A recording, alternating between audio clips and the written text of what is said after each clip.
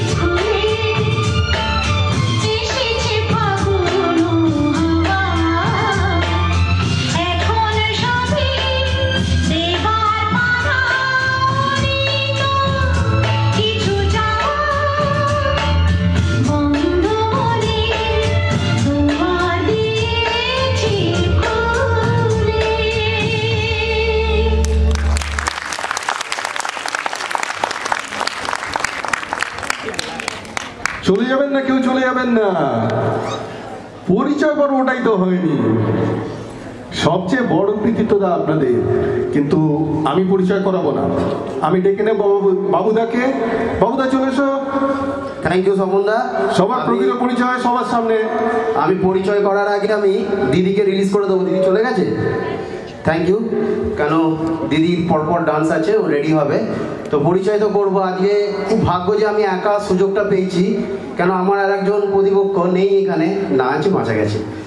ঠিক আছে, কার কথা বলছি বুঝতে পারছেন তো? আসবে একটু পরে এখন ঝামেলা করতে। আমি প্রথমে জেনে নেবো আপনি কার মা? অদ্রিরাজ পাল। একটু জোরে হাততালি হবে না?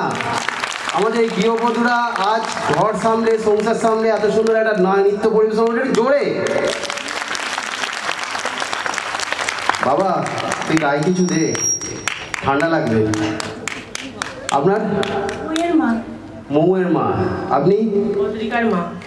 অদ্রিকা, ভালো আছেন বাবা?